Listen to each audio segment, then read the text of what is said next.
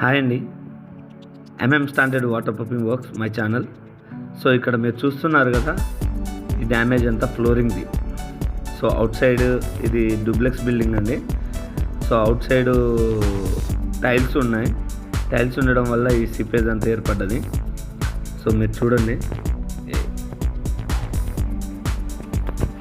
ఇక్కడ ఫుల్గా డ్యామేజ్ అయితే వస్తుంది.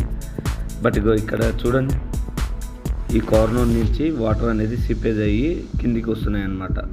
ఫస్ట్ ఆఫ్ ఆల్ ఇక్కడ టైల్స్ అన్నీ ఏమైనాయంటే మొత్తం ఉబ్బిపోయినాయి. సో కింద హెయిర్ ఫామ్ అయిపోయి కింద ఉబ్బి ఆ టైల్స్లోకి వాటర్ దిగి ఆ వాటర్ అనేది వాల్స్ నుంచి కిందికి వస్తుంది అన్నమాట. సో ఇలా మనకు టైల్స్ వేసుకోవడం వల్ల చాలా బడ్జెట్ లాస్ అవుతుంది. ఇంకోటి ఏంటంటే మీరు చాలా అమౌంట్ అయితే ఫేస్ చేయాల్సి వస్తుంది.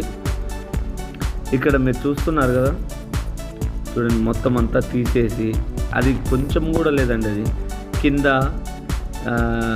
మినిమం 6 ఇంచెస్ వేసి ఈ ఫ్లోరింగ్ అయితే వేసినారు. కింద ఎలాంటి వాటర్ లీకేజీకి సంబంధించింది ఏది మాత్రం వేయలేదు. చూడండి, ఇగో ఇలా ఉంది. మొత్తం కింద ఎలాంటి ప్రొటెక్షన్ అయితే మదర్ స్లాబ్కి ఇవ్వలేదు.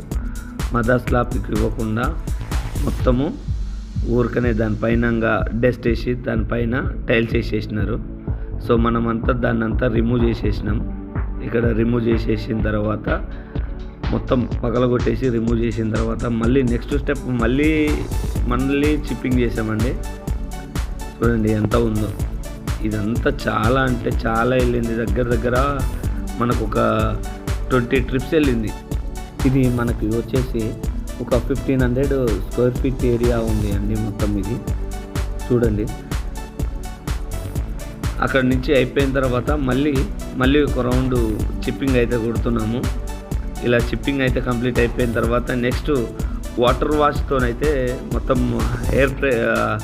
ఎయిర్ ప్రెషర్తోని వాటర్ వాష్ చేసాము మొత్తం ఫుల్గా. బట్ ఏంటంటే ఆ వీడియో అనేది లేదు. ఆ తర్వాత నెక్స్ట్ మనము నీట్గా క్లీన్ చేసేసుకొని ఎయిర్ బ్లోయర్తో మొత్తం అంతా నీట్గా క్లీన్ చేసేసుకొని వాటర్ వాష్తో మొత్తం అంతా హై ప్రెషర్ వాటర్తో మొత్తం అంతా క్లీన్గా నీట్గా కడిగేసుకున్న తర్వాత మనం కెమికల్ కోటింగ్ అయితే అప్లై చేసాము. ఇదండి టెర్రస్ది. సో కొన్ని అయితే వీడియోలు అయితే తీయలేదు, అవి మిస్ అయిపోయినాయి. బట్ అది ఫోను ఖరాబ్ అవ్వడం వల్ల తీయలేకపోయాను. సో వీలైనంత వరకు అయితే తీసి పెడుతున్నాను. బట్ నెక్స్ట్ స్టెప్లో నుంచి అయితే కరెక్ట్గా నేను వీడియోస్ కరెక్ట్గా మెయింటైన్ చేసి కరెక్ట్గా చేస్తానండి. సో ఇలా ఉంటుంది మన ప్రాసెస్.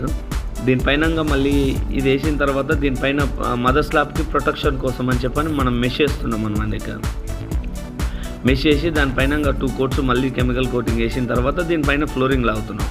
సో ఇక్కడ మనం ఏం చేస్తున్నామనంటే లాస్ట్కి నేను ఇస్తాను మనం ఫ్లోరింగ్ చేసిన తర్వాత ఎలా ఉంటుంది అనేది. సో మన దగ్గర వేరే ఫ్లోరింగ్ వీడియో ఉంది.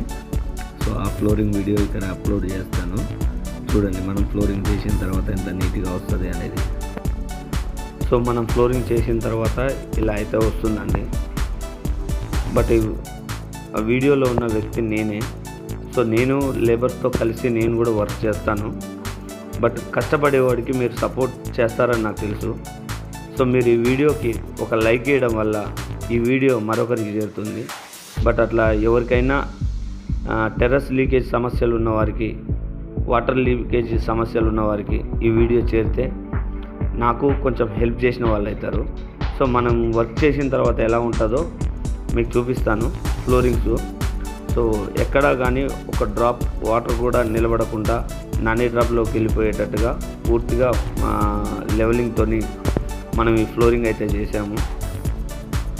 సో ఈ ఫ్లోరింగ్ చేసిన తర్వాత మనము దీనిపైన కోటింగ్, రూఫ్ గార్డ్ కోటింగ్ కూడా వేసుకోవచ్చు. బట్ ఈ కస్టమర్ ఏంటంటే మనకు రూఫ్ గార్డ్ కోటింగ్ కూడా వేయమని చెప్పారు. సో ఇక్కడ వేసాం మనం కూడా. సో ఆ వీడియో కూడా పెడతాను నేను, లాస్ట్కు చూడండి.